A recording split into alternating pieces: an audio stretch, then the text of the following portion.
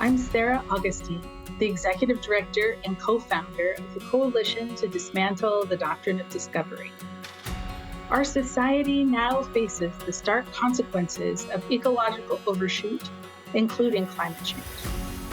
Many of us from Christian traditions wish to resist systems of power in a proactive way, but we most often participate in performative actions rather than engaging in systems change. Many of us do not know how to approach systems change. Indigenous peoples have successfully lived sustainably within their ecosystems because they've built systems designed to do this. Let us consider together how we might do so by consulting with Indigenous experts.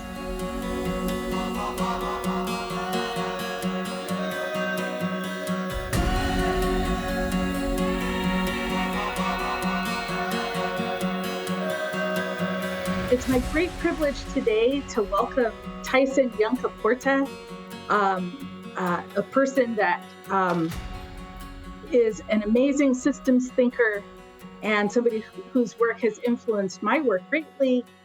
Tyson Yunkaporta is an Aboriginal scholar, the founder of the Indigenous Knowledge Systems Lab at Deakin University in Melbourne, and the author of Sand Talk.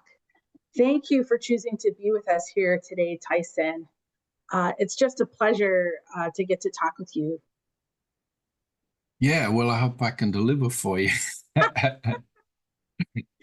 There's a lot of these and they all blur into each other. And no pressure, yeah. I'm just like punch drunk from interviews. And talks and talks and talks and talks.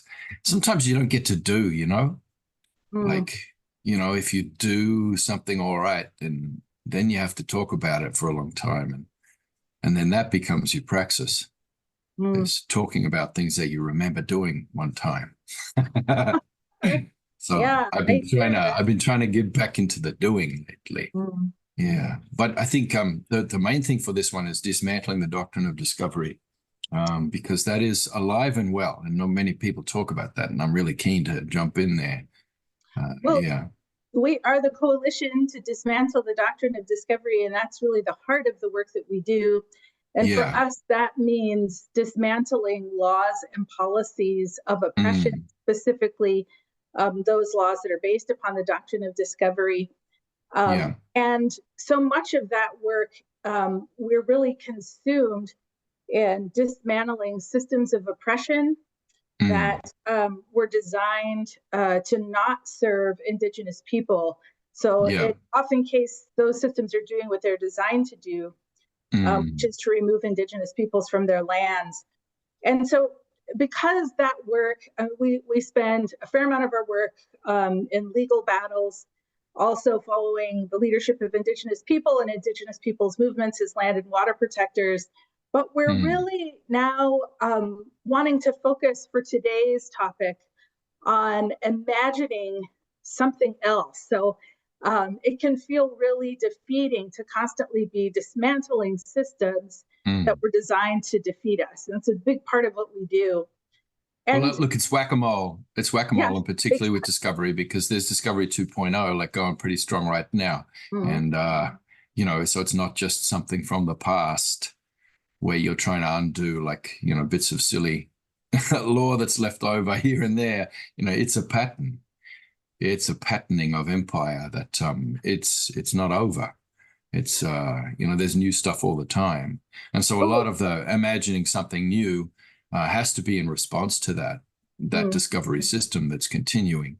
And and I guess I can talk a lot today about being in parasitic relation with that host, as we all must be, because we have to live within its real estate, within its laws, and and particularly within the economic system, if we want to be sheltered and fed while we're doing this work. So that's I know that everybody struggles with that, and so hopefully I can bring some story and metaphors around that might help people sit in a calmer relation with the systems they have to inhabit. Thank you. I appreciate that. And, one of the things that really inspired me in Sand Talk is this notion of turning to Indigenous systems thinkers in not just sort of doing a small thing and then wondering about how to upscale it, but rather to critically examine the systems that we have and to propose alternatives. And that's really the purpose of our time today, and in fact, this entire series. So I want to just frame a question for you, Tyson, and we'll see how you respond. So, you know, if you think about capitalism as a system, it's really quite an elegant system because it's sort of framed by, you know, you have households and you have firms, and so the households create labor for the firms, and the firms create products for the households, and the households consume those products by the firms. So you have this sort of neat system, and it doesn't account for anything like well-being or the environment, and a host of other things as well. And so, and yet, you know, if you sort of think about the wealth of nations, which is, you know, Adam Smith is talking about, hey, if a nation wants to be wealthy, all you have to do is remove individuals' access to pursuing self-interest. So, in fact, you know, we have the system of capitalism now in our global economy really dominates our global economy, which is individuals acting on behalf of their own interests. And so as a result of that, we have, you know, climate change, and really more important than climate change, ecological overshoot, or, you know, all of these life support systems in decline. And so to me, capitalism is really talking about, you know, the unit of analysis is the individual, and the outcome is profit. So what we're really asking systems thinkers is, what else could you build a society on?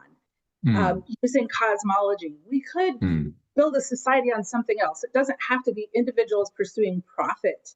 It could be something else based on other assumptions. And just as you suggested, we're turning to Indigenous peoples looking through the lens of cosmology, those people that are not, that can have an imagination outside this paradigm. So in this paradigm of materialism, you know, the alternative to capitalism is communism, which is still a market-based system, right? So the beneficiary changes, but the mechanism is the same.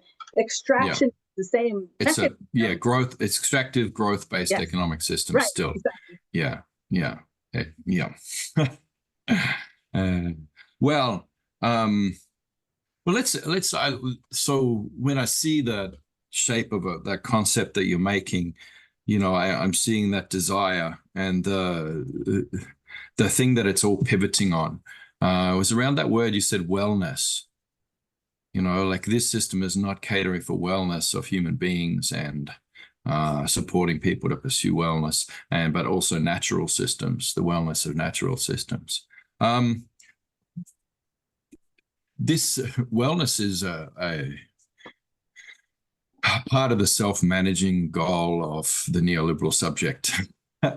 It's something that we're supposed to pursue individually. And, you know, there is a wellness, there's a massive wellness industry. Wellness has become industrialized, both in public medicine, but also in even more so alternative medicine. You know, and so these are the things, you know, we're supposed to pursue all of our spiritual well-being and physical well-being through. We have to do yoga, we have to do, you know, we have to go to the gym, we have to be taking these supplements, doing this and that. And it's similar how we treat ourselves, because we are nature. It's similar, that's how we treat the land, you know. So we, you know, within our system, real estate that I'll get to soon, you know, we identify these isolated pockets of land that we say, well, we'll keep the humans out of that place and just leave nature to do what it will, forgetting that we are part of that and that there is an ecological niche for us. And if we're absent from that, then the land gets sick. You know, we have functions to perform in landscapes to care for them. So that idea of well-being and this kind of idea of wildness and a return to wildness, all these wrong ideas about nature, our nature and the nature of land, this that's all a wrong foundation for an ontology. But then wellness is also a wrong goal, for making alternative systems, because, that's what this neoliberal system is based in. That's one of the goals that we're all supposed to pursue, this holy grail of wellness, which is insane. That's coming out of that sort of fear of mortality, and death and all this kind of thing. This idea that if we can optimize ourselves individually, then we've achieved, I don't know, some higher state. This idea that if we can optimize our land bases, to a degree of wildness and biodiversity kind of, targets or something like that, then that is wellness. But we don't have that, We don't have that in Indigenous cultures, this wellness as a goal. The goal is just a daily process, a state of being in caring. So wellness isn't the goal, care is the goal, because nobody is going to be well for their entire life. I don't care how much, protein you're eating and how many supplements you're taking and athletic greens. I don't care how many times you go into the gym. I don't care how much you can bench press or how long you can hold warrior pose for. One day someone's going to have to wipe your ass. And so I ask you, not like how optimized are you personally, but whose ass do you have to wipe? Are you wiping people's asses who need it? And I use that phrase to sort of jolt people, because it's like, oh my goodness, yeah. And this goes beyond, so we add things in to try and offset the harms of neoliberalism. Go, so, inclusivity, access, access.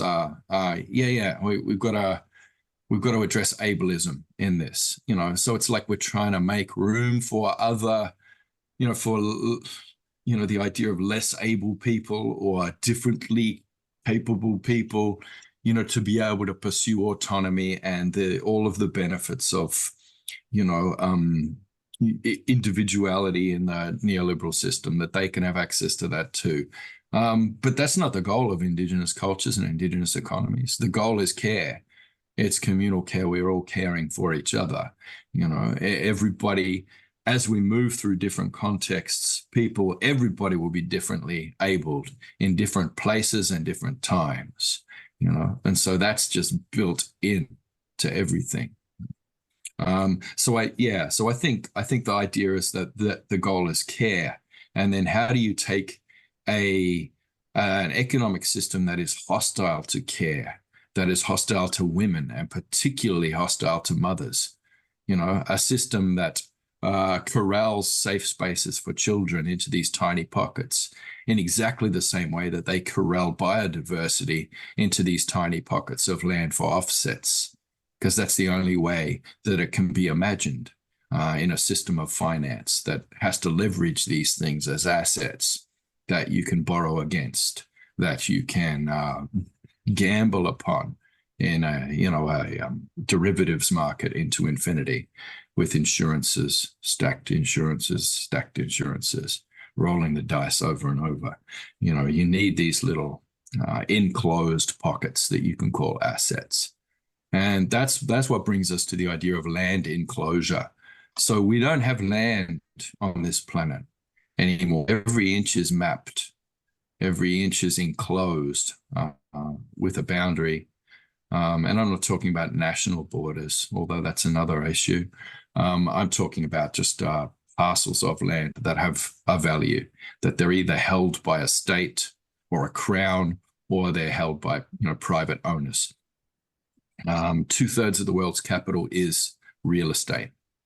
So, the land has been horrendously cut up on a new map of reality. So our ontologies are no longer land-based, and they can't be place-based, because we all have to survive in a system of real estate, which has been turned into a pyramid scheme through financialization. And that pyramid scheme is smashing everybody on the bottom of the pyramid, on a regular basis.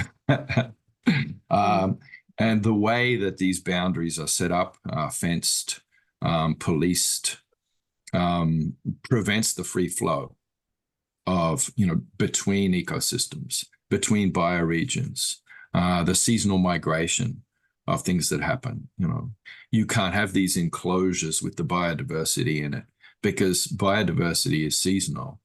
There are different species doing different things and being in different places in different seasons. So a lot of these things need to flow, from this enclosure that you're talking about. They need to flow across all these other enclosures, and they need to, migrate or move seasonally to access the things they need. And almost definitely in ceremony, bringing, flows of energy across to other systems. And we as humans, we occupy a biocultural niche, in those systems. And the ceremony we do is important. The interventions that we do from within the system, as a species with a niche in that system, those interventions are Indigenous interventions. Mm. So they're not interventions from outside, but they're absolutely vital to the health of the system. If we see land without people in it, as Australian Aboriginal people, we say that is sick. That land is sick if there's no people there. We are the custodial species, and we need to be in those natural systems and of them in order to read country, communicate with country, follow the patterns of country, and for what that constantly changing system, constantly moving system is telling us that we need to do, intervene in, et cetera, et cetera. So this system of real estate is an absolutely horrific imposition. And like I said, 2/3 of the capital in the world is land, And your really rich people know that there's, 3 asset classes that can survive, any kind of crash over time. You have to park half your wealth at least into, either land or precious metals or art. Now, there is an extractive relation with all of those things. These things need to be seized, held, sealed off, and they need to be able to store and retain value over time. Because that's where you park your capital. It can also launder your capital through these things. But basically, when you have that and it's valued at a certain price, which needs to remain stable and even increase over time, and then you borrow against that. You can get very cheap and even free loans if you have enough capital. And then you gamble with the money that you borrow. You never gamble with your own money. And so this is this money on money return kind of system that we have that can only be accessed by a very small minority of people on the planet. So they have to launder and park their sort of ill-gotten resources and wealth. They have to park it in one of those 3 asset classes. So, we already talked about real estate, and then there's precious metals, and that has to be constantly tinkered, and there have to be reserves held. And if there's too much supply of a particular, precious metal, then that has to be hidden away and hoarded somewhere in order to maintain the rarity of that, maintain the difficulty of access for it. There needs to be more demand than supply in order for something to continue having value, in order for economic growth to continue. So those are manipulated quite heavily. But what's really interesting is art. So like yesterday, like I said, you've got to stop talking and start doing sometimes. So I went back to a canoe that I started carving 4 years ago when I began coming into like a lot of research and radical action, globally around the financial system. And so I started with this canoe. So a dugout canoe in our community is it's a communal process. Everybody joins in for that, and it takes a couple of days. It's not an individual activity. But that canoe in a healthy community that is often engaged in canoe making and can make a canoe whenever they like, because they all still hold that knowledge and that stable community together and that stable culture. That canoe is not worth anything because it's not rare. That is something that people can produce for free, often. So there's no demand in the world for that. So a canoe made by a healthy community is worth nothing. However, if that community is destroyed, culturally, and is beleaguered and beset by all kinds of socioeconomic ills, and there are only a few people who retain the knowledge of canoe making, then those elevated individuals with their endangered knowledge, that creates a supply issue where canoes are rare. Suddenly, that increases the demand, and therefore the value of canoes is increased. So suddenly you'll have one fella making a canoe, and it takes weeks and weeks, months and months, or in the case of this canoe, 4 years. This one that I've been making quite deliberately on my own as a kind of, as an artwork. It's been a performance artwork about the death of culture because of economic extraction, and art and artifacts, Indigenous art and artifacts as capital. When it's transformed into capital, how it destroys communities, how it destroys culture, and must, because in order to have value, there needs to be not many people left who can do these things. So suddenly that's, and I've been offered a lot of money for this canoe, but I keep saying no, that's the point of this process and of this artwork. I made it on my own, and it is a wrong canoe. The story of this canoe is a story of imperialism. It's a story of empire. It's a story of structural inequities and just the extractive nature of a growth-based economic system that wants to turn these things into authentic, rare items where people can launder their cash and turn that into capital that they can borrow against and trade cleanly. So there's all that.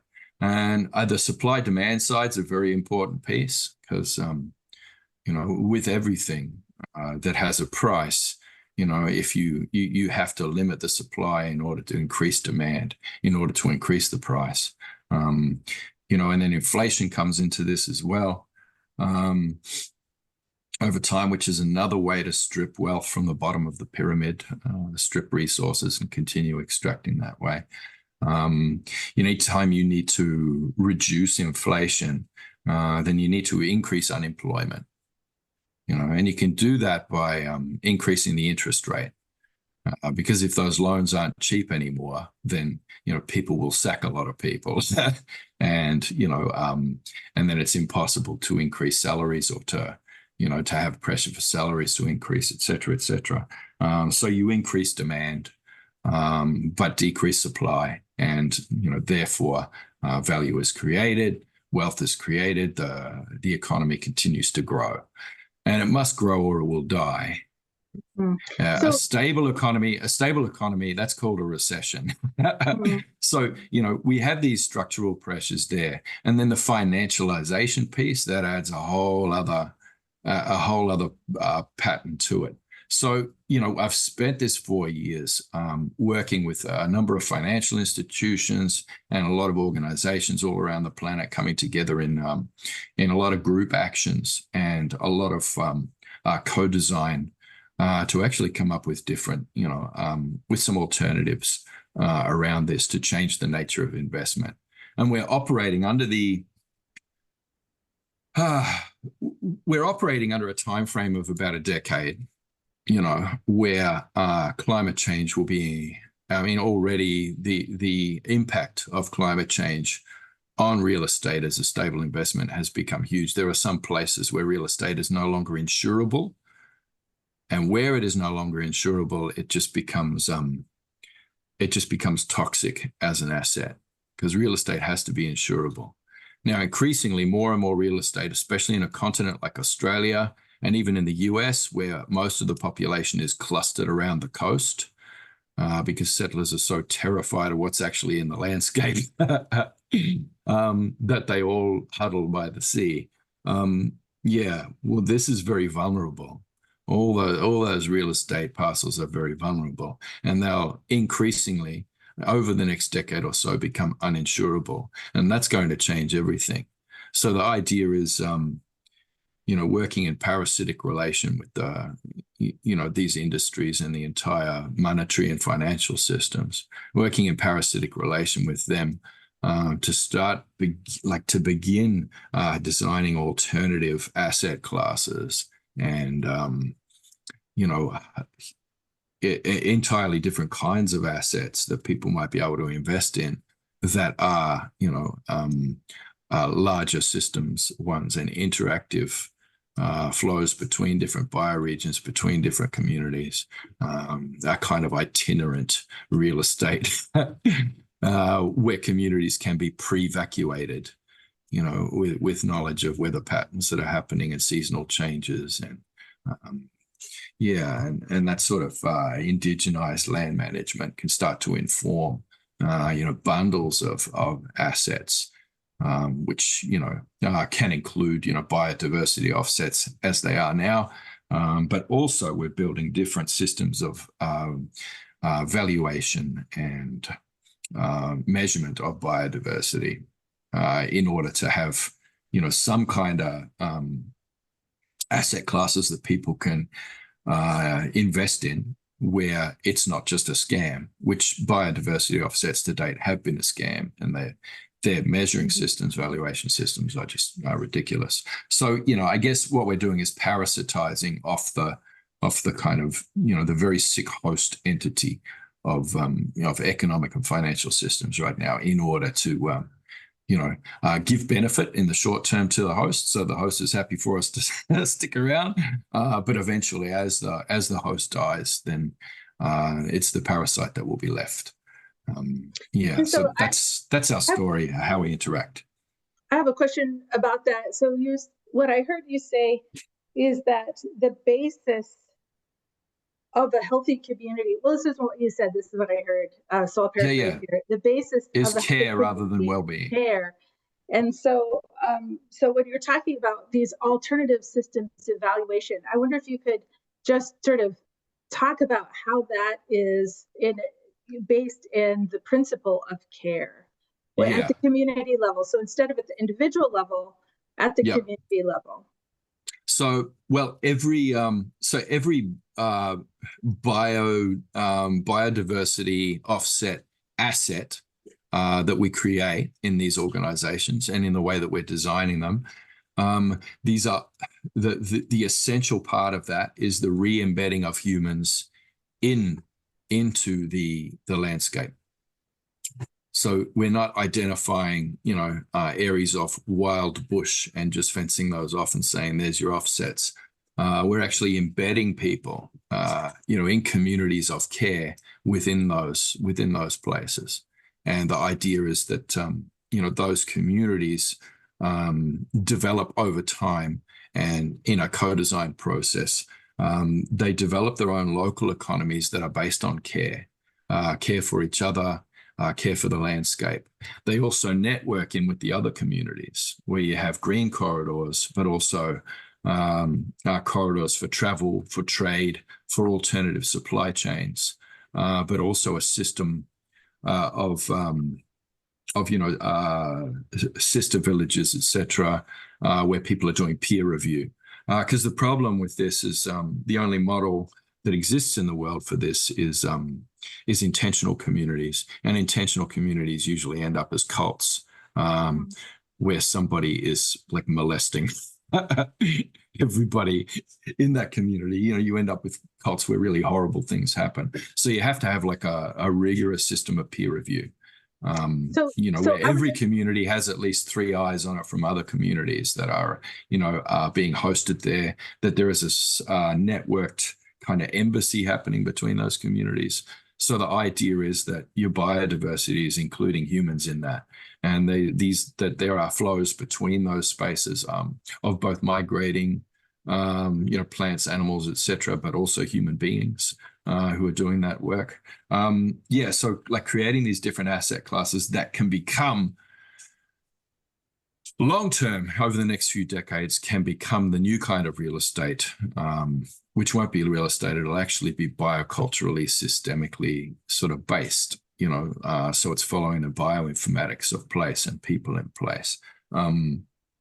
Biocultural, because you will have basically potentially itinerant communities that can move around within a bioregion as needed, and so this basically this leverages the rising phenomenon of climate refugees, unhoused people,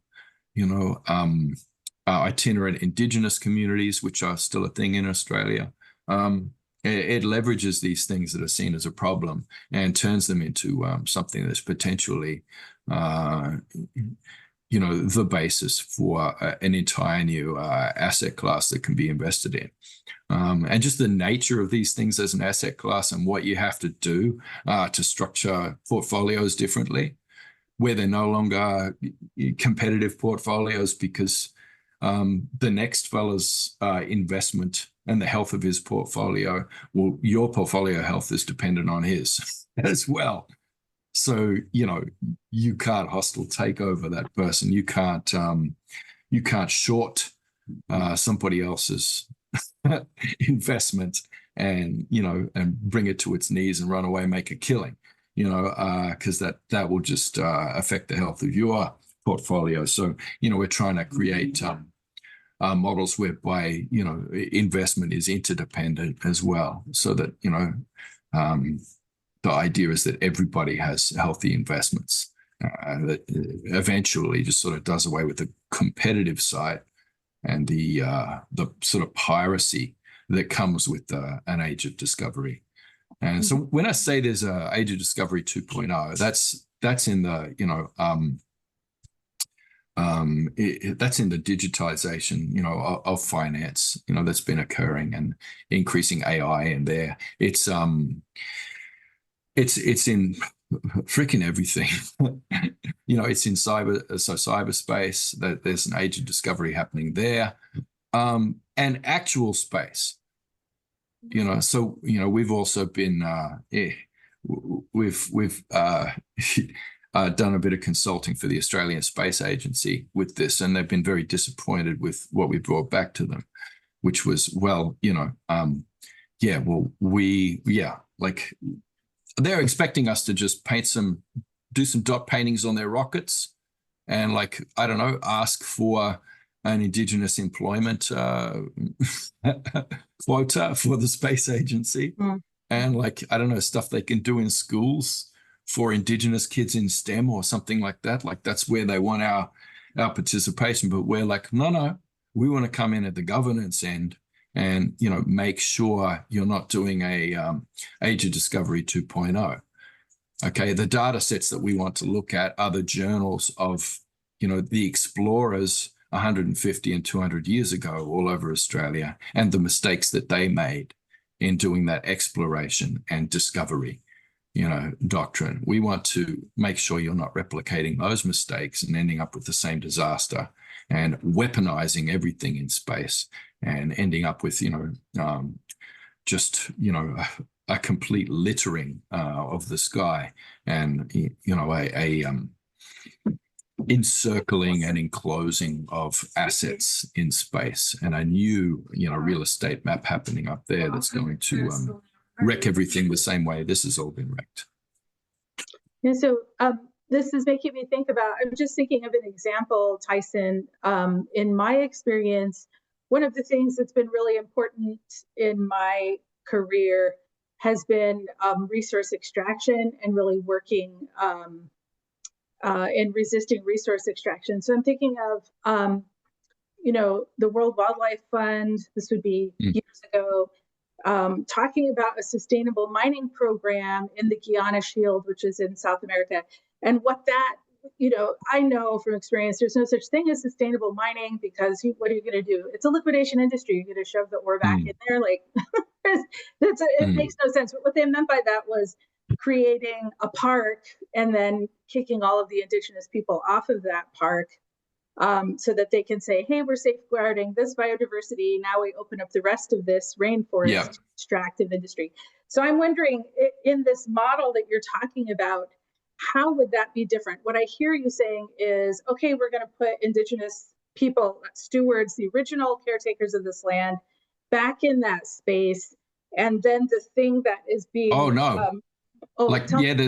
There's that part, but no, it's about re-embedding settlers into the law of the land. Yeah, tell me, how does it work? Well, basically, we're aware that if we cannot bring settlers in settler colonial states and all around the world, if we can't bring, domesticated humans back under the law of the land and back into a real relation with landscape that is a custodial relation, if we can't do that and do it fast over the next decade or so, then everyone and everything is going to die.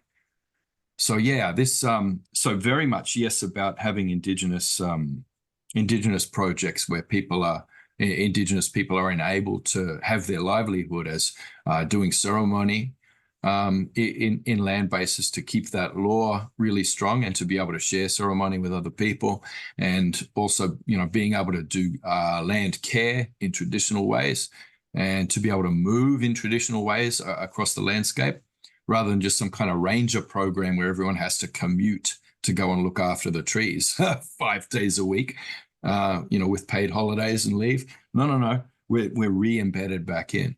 And we have to take settlers with us. We have to take them with us. Because if they're not there, they'll continue to live outside of the system and to extract from whatever is left that is healthy, or that retains any kind of value in that way. So yeah, it's a juggling act, and it's a tricky one. But for that, we're working with this concept of naturalization. But I'll come back to that. That's too much of a long yarn yet.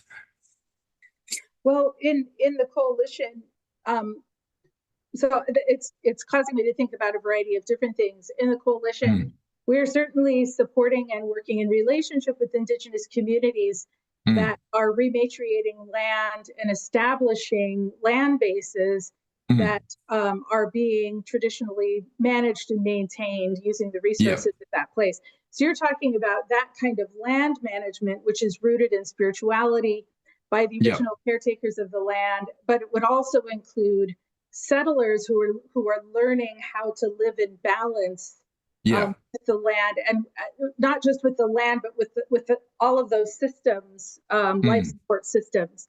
Because right now, the way that the dominant culture is functioning under capitalism, it's absolutely out of balance with life support systems. So we know this. We see ecological overshoot, which we're talking about climate, but climate is really just a symptom of this much larger problem of ecological overshoot, where we're consuming more resources than the earth is actually able to sustainably restore, including, so for example, in the water cycle, we're contaminating water faster than it can be replenished as humanity. So you're talking about not only reestablishing Indigenous communities, but also placing settlers within that system under the care of Indigenous sort of custodians. Is that what I'm hearing? Yeah. Well, that preferably, that is, of course, our main ethic and desire, because we're, our Indigenous people working together with these things, and lots of non-Indigenous allies. And there are lots of approaches, and so we make sure we're networked across a lot of big, a lot of organizations doing it in different ways. And this converges on a few different programs. One really good one is the Indigenous Commons, and so this is looking at it's not just a fund, where you can fund Indigenous projects out of that, but it's it's an idea of returning to a commons economy, but across a lot of different Indigenous and non-Indigenous groups around the world, all tending to a common pool of resources and capital in service of caring for land and caring for community, and creating alternative economies, alternative supply chains, Also like, so the Australian Food Sovereignty Network is a really good one that, that sets up really solid, thriving supply chains that are outside of the rest of the economic system. And sort of these things just sit in existence. And then, they really explode into, into just vibrant functionality. Like, for example, during COVID, with lockdowns here in Victoria, which were probably the most severe ones on the planet, these supply chains, these alternative supply chains really kicked in when the big supply chains, the standard supply chains of this global system, when they were disrupted. Those sort of feral supply chains were really energized and invigorated in that time. So, we network in and we make kin with the Australian Food Sovereignty Network, with the Indigenous Commons, with a whole I can't tell you how many, but there are dozens of very large partners coming in. Guardians of the Earth, Earth Song, a whole heap of different people, and some are putting together the really good infrastructure, for alternative financial systems and alternative entities operating in finance, that we have equity in, within a commons, which is pretty exciting stuff. You can do these things and then set up different verification systems and then decide, well, what is it that the investor keeps in their safe? What do they keep as their bond, as their note, as their, what is the item that they keep there, and what does this new documentation look like? And then, how do you bring them into the ceremony for that? Because ceremony is in everything, in our way. And it's something that non-Indigenous folks are craving.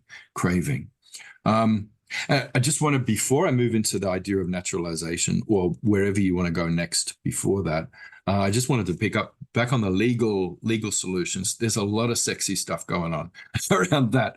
And particularly people are enamored of this idea coming out of Maori, New Zealand, of a river being given human rights, and being given human identity, human legal status, so that it enjoys the same human rights as everybody else.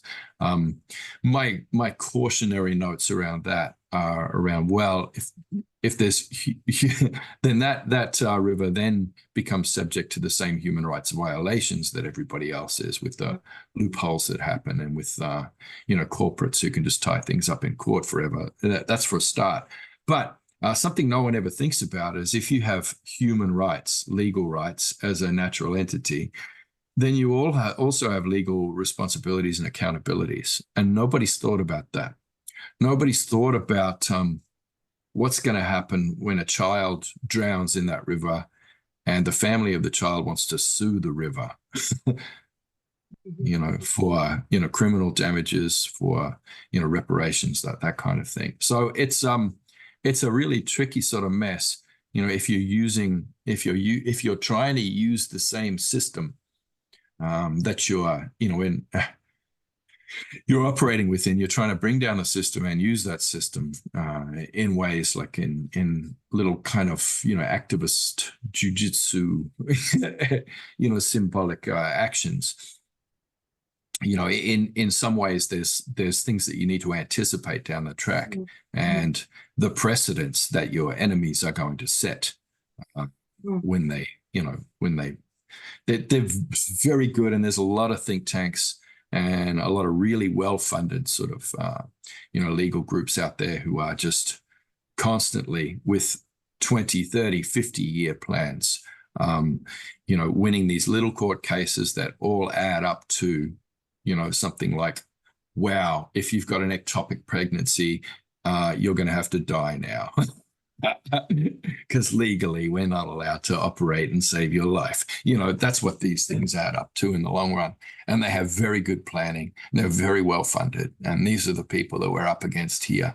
So, when we put legal things in place, we have to make sure that, whereas we have equally, rigorous long-term plans and roadmaps for where we're going with that, which is tricky because, on well, this is what they call the left, I guess. And on the left, we're not as good at that because we're more focused on caring for each other and how good that feels. And, and we attend to our relationships and we spend a lot of time doing that. Mm-hmm. And on the right, they don't do that because they're all rugged individuals. And, the only relationship they need is Jesus or whatever. And they can just go like 20 hours out of every day and then sleep for 2 hours and then get up and go for a jog and then back into it.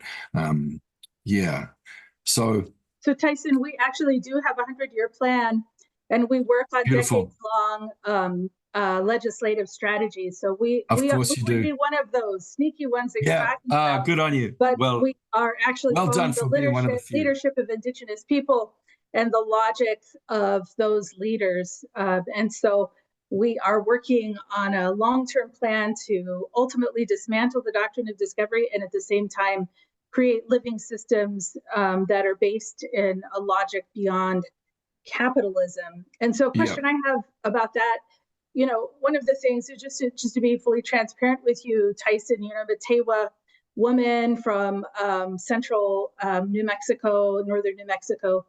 And, because resource extraction, particularly gold mining, but also the lithium, the lithium rush right now and copper rush for electric vehicles. I because of my brothers and sisters that are threatened by all of that, whose bodies are being contaminated, I don't participate in the stock market at all. And I'm very critical of economic systems. It's a big part of what we do is really providing tools for deconstructing and providing analysis and then creating tools for people at the community level to really understand what those systems are all about.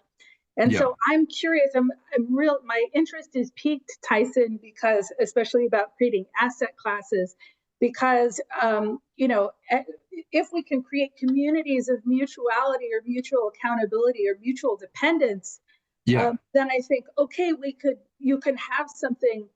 And so I'm interested how you're visioning that or how you're doing that, because right now in my world, and I want to be really clear, I'm no longer young. Although on screen I look so cute, actually I'm aging like everyone is, and I have a chronic disease. I'm still refusing to engage in financial systems at all because I won't participate in the death of Indigenous peoples here or abroad. It's absolutely not something I'm willing to do. So how do we create these asset classes that are actually a form of economic security? I believe what you're saying, which is that nobody is meant to live forever or to be well forever. And so it's okay to decline and it's okay to ultimately die. Like, that's not a bad thing to do. And that we sort of in the West hoard wealth and financial security at the expense of other people and, ecosystems. Like, we're just hoarding this stuff, somehow believing that's going to make us safer when none of us is immortal. So, you can't sort of shore up insurance from mortality. And so, I'm curious, it sounds like what you're doing is creating collectives that are creating sort of mutual embeddedness. Is that right? Yeah. And it's very complex. Like, I'd need like 3 weeks to go through, but, and it has to be bound up with like pretty accurate predictions of what's coming.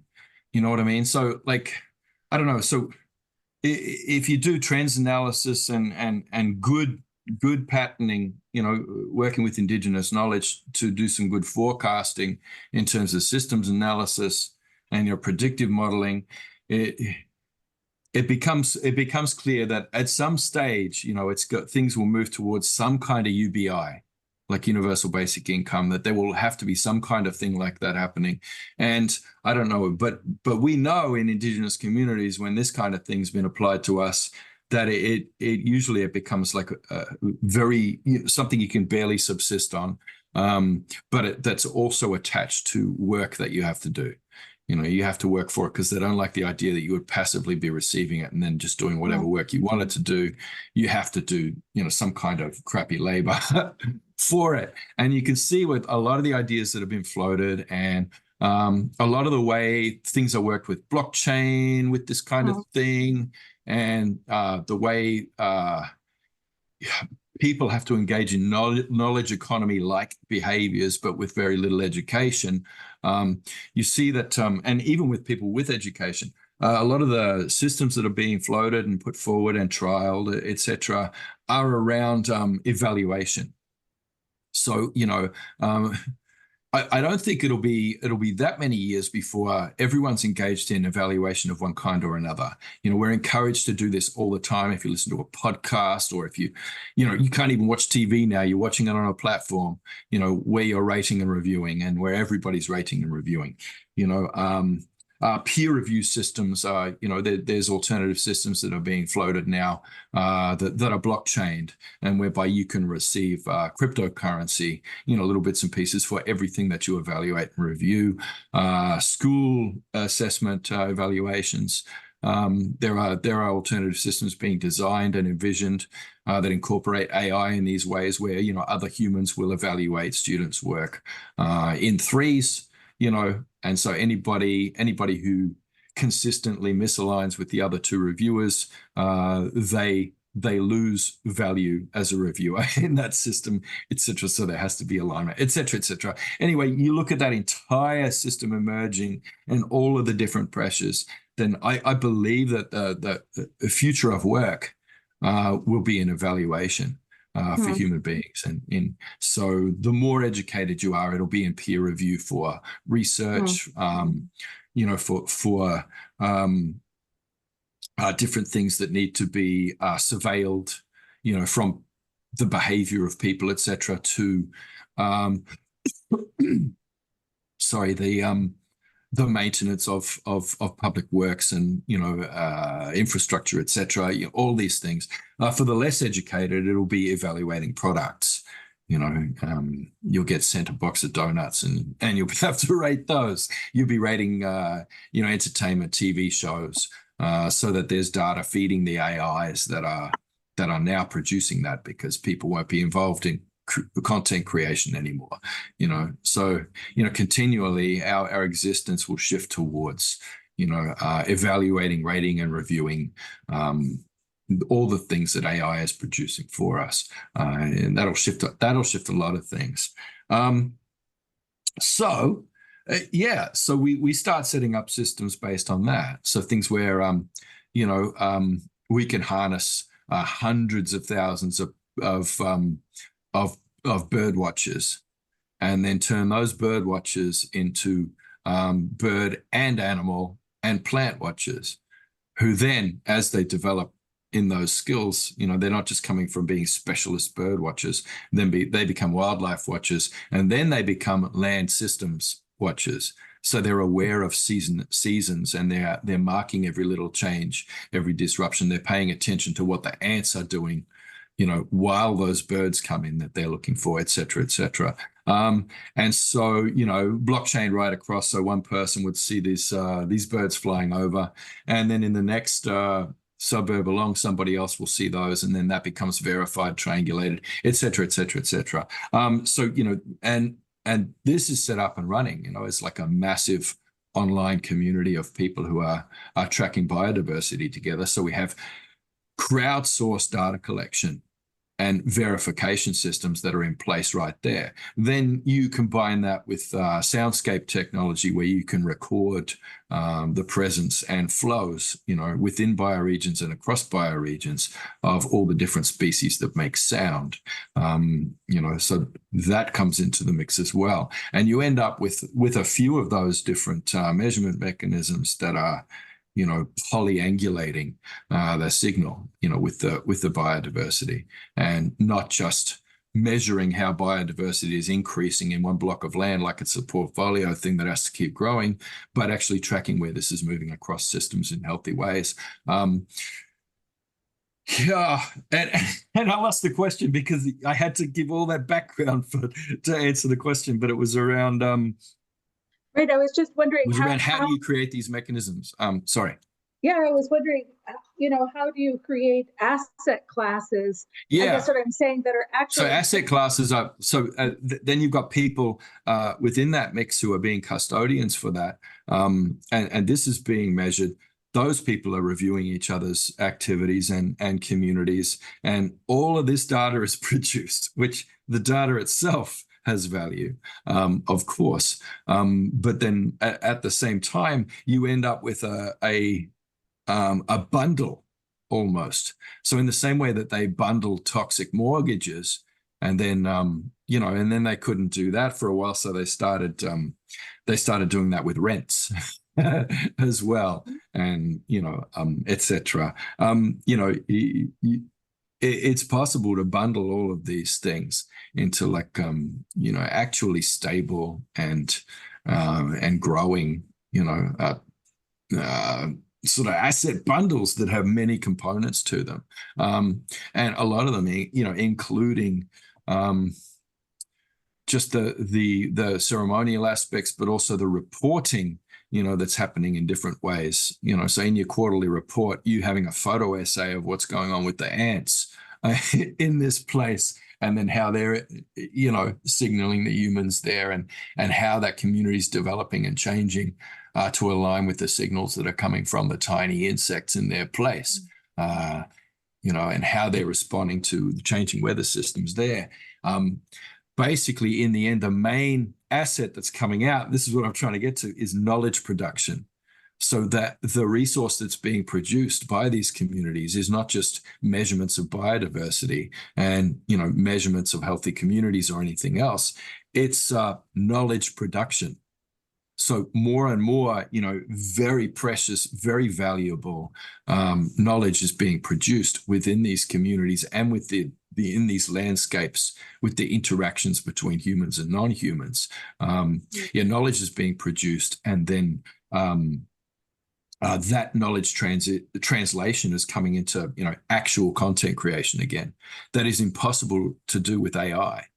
AI might be able to produce a whole heap of crap texts and shitty movies for people to watch, but this dance between humans and non-humans and a sentient landscape, and the knowledge that is produced there on how to come together in that, and the constantly moving landscape, the constantly changing weather patterns and systems, and the responsiveness to that. This is knowledge in motion all the time that is producing not just data for mining and not just information for consumption, but it's producing knowledge, that is absolutely precious and will become more and more precious as we go along. And out of this knowledge comes lore, L-O-R-E, and the stories that will, give rise to the entire future of the social norms, the protocols that we have in embassy, our ways of continuing to be human in ways that are moving us towards care rather than performance goals in a neoliberal self-management system. It's that's what I find exciting, the idea that the major asset class coming out of this will be knowledge. That is so complex and that has so many different parts to it and so many different ways that you can do that knowledge transmission and the reporting on that knowledge in different forms of texts, from artworks to theses to gray papers to all kinds of stuff. That the knowledge that is produced has value and will be an asset class in its own right. But then the bundles, that will come and that are coming, that will keep generating wealth, that will keep going back into commons that people can grow together and draw upon for, being able to thrive going into the future. That's pretty exciting. And some of these things are kickstarted already, and some of them are starting to work. And, as long as they're not being set up in opposition to the system, in which case they will be crushed and destroyed, as everything always is. You got to be, in that parasitic relation where the host plant is benefiting from your parasitism on the system. and you So just Tyson, slowly send those tendrils. I was sorry. I want That's to be it. respectful of the time, and I wonder if there's something you want to say in conclusion, and then we'll open it up to our listeners to be able to ask questions. Okay, yeah, well, I'll just show, because in my commitment to try and return to doing and actually, not just talking about something I did before. Right now, I'm working with this carving here. So this is a thought experiment that I'm engaging thousands of people with. This bowl, this dish that I'm making is made out of white poplar. White poplar comes from like the Iberian Peninsula, North Africa, and parts of Europe.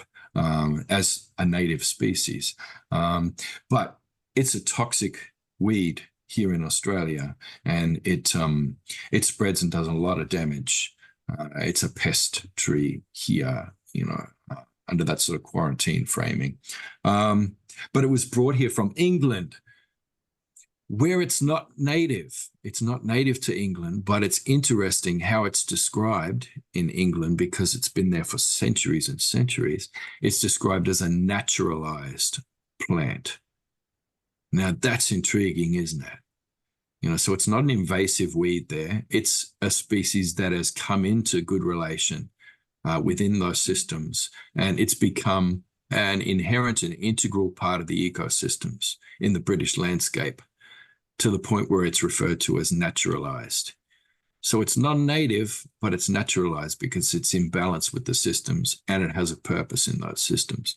And the way we sit with this in our Indigenous Knowledge Systems labs is that we sing the cane toad song cycle. So we sit with the cane toad song cycle, which was like almost a century ago. The old people had a song and ceremony for this deadly, poisonous, invasive, massive spreading pest in Australia, this cane toad. And that was, an effort to, over time, naturalize that cane toad into the environment, teach all of the different non-humans and humans how to interact with that cane toad and how to manage it to keep the numbers stable, how the crows can flip the toad over and feed on the guts without getting poisoned from the poison sacs on their back, how the goannas can stop getting poisoned, the birds, how we keep the carcasses of these things clear of the waterways, et cetera, et cetera. So, managing their movements on country until they become an integral part of the system. And this is in North Australia as well, to the point that there are cane toads there have started moving differently and are starting to evolve in different ways and come into, gradually they'll be in a naturalized relation over a number of centuries, with the ecosystems here, which is really cool. So for me, I'm in dialogue with plants. I'm making spears out of British privet and have been for a few years. And I've just started working with white poplar in this way. And the idea is like, well, I want to come with the spirit of this one from England, where it's naturalized but not native, and then find the pattern for how the hell do we naturalize these settlers here? How do we naturalize them to the point where they're not encroaching on, being native, and they're not trying to follow nativism story, which is wrong story, but are actually looking at becoming naturalized in Indigenous law. Not the sense of naturalized that's used in immigration problematically in a lot of places, which I'm sure you're familiar with. But no, how do you naturalize things within the system? Now, the main thought experiment, though, for this one is the question of how to naturalize money. How do we naturalize money as an alien system that's been imposed on our biosphere globally? Not an alien from outer space, but it's alien from any landscape on this planet. So how do we naturalize monetary systems in these landscapes in ways that will mutate what real estate is, what it's become, and what it will become, as we go along, so that we can return to land as a thing that forms the basis of human endeavor. Yeah. So so that's my thought experiment that I'd like to just put out there open-ended for you. That's how I would end, not on this is what I think should happen, but on hey, what if money could be naturalized into the landscapes of the planet and into the biosphere? What would money look like then? So I appreciate what you're saying. And so folks, our listeners, I'm just going to do a little summary here, and we'll see if I hit the mark, Tyson. some of the themes that I'm hearing about is switching from an individual sense of wellness, which we pursue individually, to the collective, and really collective care. Yeah, collective care. And because that recenters the mother as well. Sorry. Yeah, that's okay. Thank you.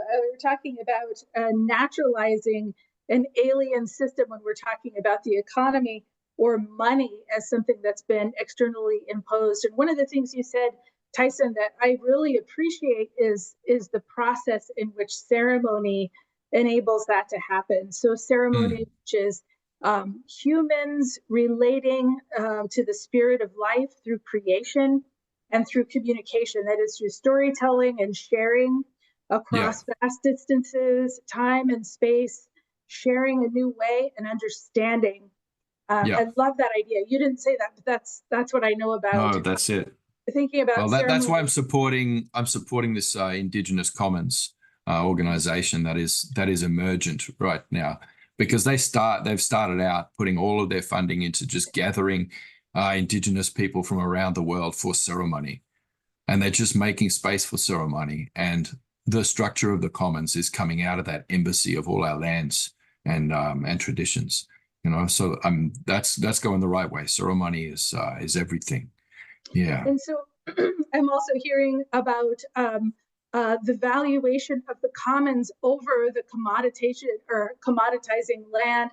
So sort of reducing land to some kind of economic value, investing in the commons, which is really based in knowledge and understanding of the way our natural systems are flowing and in action together, the way those systems are flowing and the way they're interacting and flowing with human beings across space. So, and I love that idea of sort of creating a stable economy through the commons. And you also didn't say this, but I heard we're investing in each other in the commons and in natural systems instead of investing in some kind of strange artificial structure like the stock market.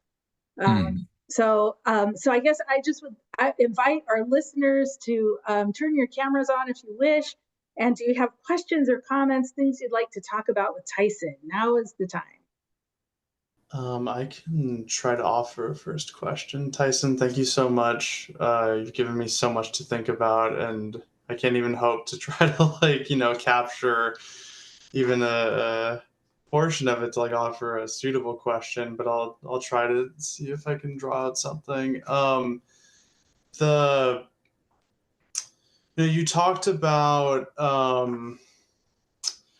this sort of getting away from the idea of the nativizing and thinking more about naturalization, right? And in certain ways, I think in a lot of these conversations about what do we do? We've gone down this road. Everything's really bad now. And there's a lot of this sort of we need to go back. And this idea returning and this doubling back. And that's that's a relationship to time, right? It's a way of thinking about we need to rewind the clock. And so I'm very curious about what sort of conception or relationship to time underlies that. How do we envision our trajectory, right, in naturalization versus a nativizing framework? Well, look, that's just that's based on an erroneous view of history and wrong story. All of that assumption. That the age of discovery is supposed to set that story in motion. In the same way that age of discovery is thought of as something that happened before and it is not continuing now, the idea of indigenous cultures is thought of something that happened before, and was ruined by the age of discovery. And so the idea that in order to utilize any indigenous knowledge, you'd have to go back in time to find it. And there's a physics problem with that. So people say, you can't go back. You can't go back. Anytime we want to use indigenous knowledge. And it's well, that's not real indigenous knowledge because that's a ceremony that's a ritual bloody song you're doing to find your car keys. How is that indigenous knowledge? And it's well, they do that on Turtle Island. All that mob on Turtle Island there, especially North America, anything you say, they say, oh yeah, there's ceremony for that. you know, we got ceremony for that, is indigeneity is a contemporary thing, and there is like amazing adaptivity and adaptation. We are a modern culture, and we're still grounded in ancient traditions. And there are things in the past that are worth retrieving forward. But that doesn't mean people are going back to some mythical primitive past when things were either heaps better or heaps worse. I don't care if you're Hobbes or Rousseau, you got a time problem here, and that time problem is because of the story of the age of discovery happening before, something that's already gone. So why are we worrying about it? It's like, nah, it's here. That's the pattern of everything. And Vandana Shiva is really good for looking at those patterns and the way like patterns like the papal bull is repeated and replicated in intellectual property rights and this new age of piracy around that. Yeah. Biopiracy. There are letters of marque. There's shit going on in the high seas. Yeah. Other questions?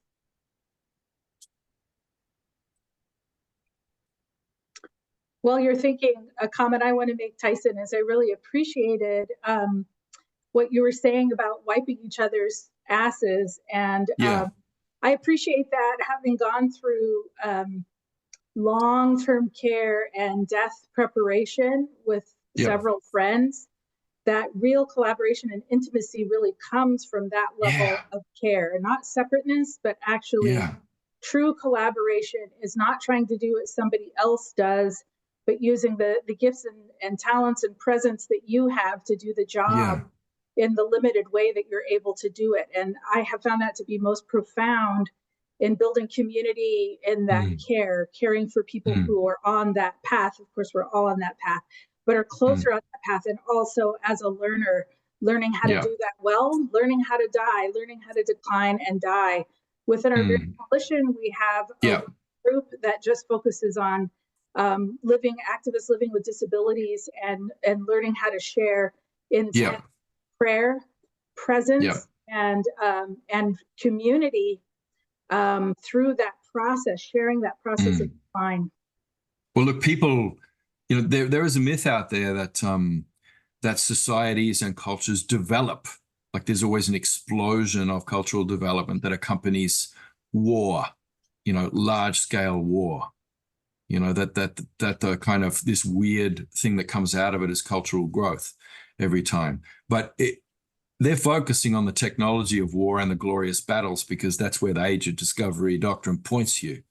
But the reason cultures develop very quickly and in massive ways during and after periods of war is that the need for care of all of the injured, all of the PTSD, all the everything else, care increases. More people are engaged in care. Any non-combatants are engaged in some kind of care or some kind of effort communally together, working together. And so the culture experiences growth, in response to that bad stuff. And we're in warfare right now, and war against the landscape and towards the death of the planet. We're in massive warfare now. For a lot of us, that's increasing the amount of care that we have to do. And it's rapidly growing a culture, which unfortunately is not quite growing as fast as the fascist and, return to autocracy kind of cultures and the cultures that want to control women's bodies and extract more from the landscape, so that Jesus can come back when everything is dead. This is no good. I wanted to mention, look, we got one team working on quarterly reporting using virtual reality simulations to show the overall impact of their portfolio on the environment. And this is a ceremony that they do with augmented reality happening, where they have to sit with a vessel full of water and imagine all of the impacts that are happening to waterways globally through their portfolio. And they have to imagine that and through ceremony, like transmogrify that into water that they're holding. And then at the end of the quarterly report, and they take the VR goggles off, the last part of the ceremony is, are you prepared to drink that water now? And then the last question is, would you allow your children to drink this water now? So I don't know. There's really cool stuff like that going on. That we're trying to work with ritual and ceremony for bringing people back into relation that way. That really fires a really important idea for me, Tyson. I'm not going to share it now, but thank you for that. That really is helpful for a campaign that we're working on right now. So thanks. I love that idea. Nice. So I do want to, if there are no questions right now, I wonder, Jerry, if you'd be willing to come on and ask the question that you put in the chat, because I think you asked 2 questions. I think you can choose the one that seems the most interesting to you. I find them both to be very interesting. Thank you so much. I've been taking notes here and just had some questions. The value shift to knowledge is really intriguing. And it seems like in dominant society, I mean, I've been taught to value material. How do we encourage dominant culture to make that shift? Yeah, what can we do to make, I guess, that value shift? Do you mean like values as in cultural values, or value? I guess cultural like values amounts, what's important. Like I was taught. Right. What's important is get a job, make sure I can get enough stuff to. Yeah. Well, all of it is about being in dialogue, with the land, receiving signal from the systems within which you live, and everything is nature. Everything in existence, that's creation. That's how we see it as Indigenous people. We don't have separate words for natural and synthetic. Everything's nature. So the system that you live in, including, and it has to include the land base and the things that are moving in that. You have to be connected to that at the same time. It's about receiving the signal and trying to distinguish between the signal and the noise, with the noise being, the epistemological things that people do post-truth in order to muddy the signal and muddy the waters so that we can't be responsive to that signal. So it's about receiving that. And I guess the only answer I could show is I just got to find things here. Everything you need when you're in dialogue with the land is always around you. And I just happen to have this dish here. You see that kind of kidney shape and how the grain is going, so that's coming from a place on my campus, where I have an architecture and engineering PhD student that I'm supervising right now. And, part of our work together is teaching her how to read the land and to communicate with the land and be in those biocultural informatics flows with the landscape. So all of that creek has been, it's had on every bank, it's got heaps and heaps of massive stones that have been placed there, almost like masonry, to keep the creek in one place. Because creeks are moving entities. This is a bad thing on real estate. Those university buildings have value, and a creek doing what creeks does, which is to keep moving like a snake and shifting its banks, that threatens the real estate. So it's all been blocked with stone. But there's one spot there where over the last couple of decades, it's found a weakness in that stone. And it's started to, every time there's a flood, it's scooping it out. And it's scooping out a big sort of pond in a big kidney shape. And then what we've found is that everything around that creek bend is recreating that same pattern. So the trees only in that spot are growing their grain in that pattern. The tree grain. So when we cut this bark dish off that tree, it's doing that pattern. And so we keep replicating that results, taking more bark off more trees there, observing all the tree grains there, but then having control areas for the study where we look elsewhere and we see that no, it's growing straight there, or no, it's growing in a different pattern there. But just there, that kidney shape is going in everything, in how the ants are working, how the insects are working, but not just that, the humans who use it there, because there are students who use those spaces for quiet contemplation, for sitting and discussing knowledge. There are public people who use those spaces as joggers, but mostly it's a place where people walk their dogs. And so they're already in communion with a non-human entity who they're allowing them to sort of co-direct them through that space. And the dogs are creating desire lines in that place with the humans. And we follow those desire lines right along the creek, and we find that the desire lines of human beings, even students finding a shortcut to their next class, the desire lines are moving in that shape. You know what I mean? So the humans are in there. And so, you know, a mini project we're working on is working on seat design there. Because there is seating that's just kind of jammed in the middle of that, that's not flowing with the biocultural informatics of place. And so, you know, we're looking at redesigning some seating for that place that's following that story of the desire lines of the humans and non-humans, including the creek as a sentient entity in that place, and how that's moving against the stability of the infrastructure of the place, and how it's moving against the purpose of learning even for that institution. So creating, you know, spaces where the land always provides for learning, like particularly under the she oak trees that actually provide a really nice blanket where you can sit together and learn. And the she oaks have provided a couple of places there for that. So that's where the seating would be. And the seating would have to replicate this same kidney shape and those flows of that naughty pond that's trying to destroy the real estate in that place. Yeah. So I don't know if that answers anything, but the values are already in the land, and it's already in your relations subconsciously, just in how you walk your dog and how you interact with your dog in places, and how your dog takes you through it and brings you into communion with that place. This is nature. It's all nature. It's so good. Go ahead, Sabrina.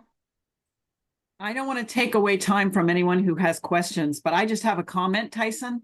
Listening to you talk about from data, looking at nature, to information from nature, to knowledge from nature. Yep. It's the most hopeful description that I've heard. Yep. I just found myself getting excited listening to you talk about that. And it's like, oh, I want to do that. I want to be part of that. And I am so thankful to you for giving us that encouragement and that beautiful, hopeful vision. It's so needed. And well, and I don't want to support any, you know, informatic hierarchies here. Usually people look at that progression and that the end point, you know, for the neoliberal subject to move through this developmental process from data to information to knowledge. The end point is wisdom that we're supposed to get to. But I challenge that and say, no, the end point is care. Yeah. Wisdom is not a PhD to attain at the end of a process, you know. Where you want to end up is an eternal process of care. So we have time for one more question. Just put that out there and see if anyone has one. Michelle has a question, and I'd encourage you to just come on camera and ask Michelle about naturalization. When you were talking about the white birch, I think it was, Tyson, it made me think of a plant. White poplar, a plant on our place. We kind of have an invasive, horrible thing. And then we also have one that is, that we think of as being an ally because it's nutritious to the animals on my home place. And so when we're talking with students, we often talk about the difference between these two things.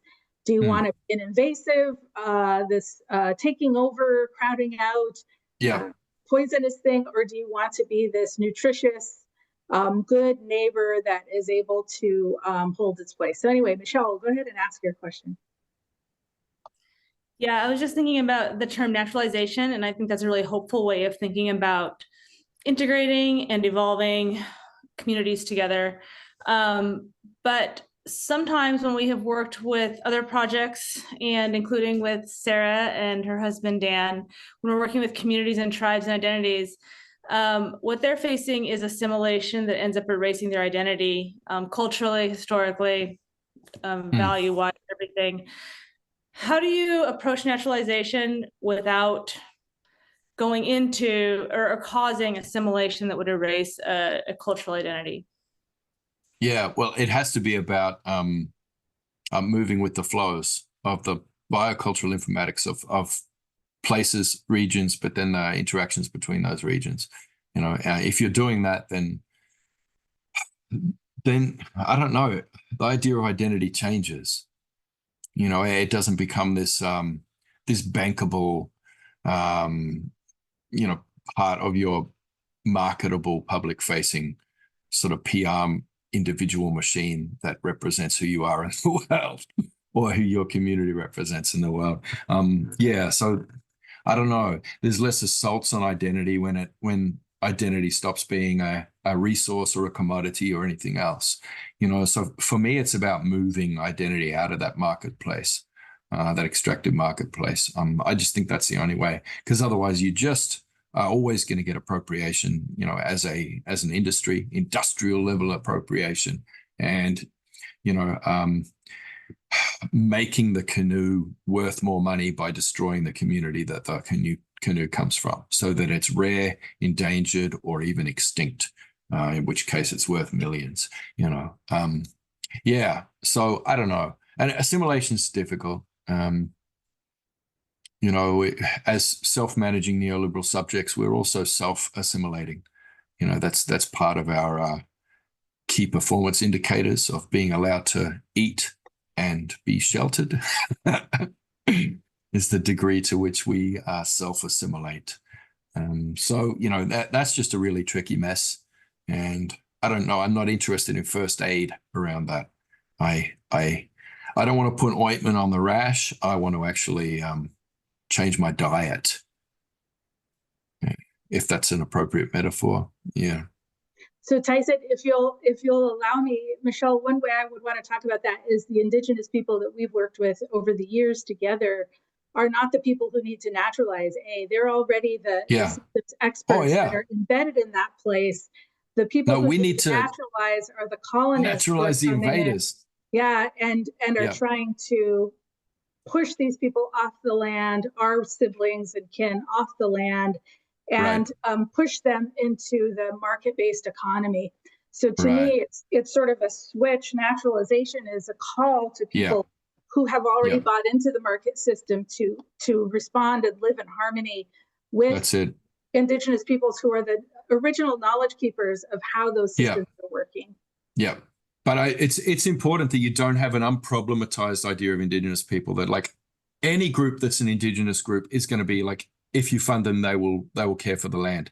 I think it's a myth, this idea that 80% of the world's biodiversity is being cared for by Indigenous people right now, because I know that our people in Australia have been included in that assessment, and it's not true. We have a lot of native title over lands that has high biodiversity, so we actually plump up those numbers a lot. But native title doesn't mean we're allowed to look after our land.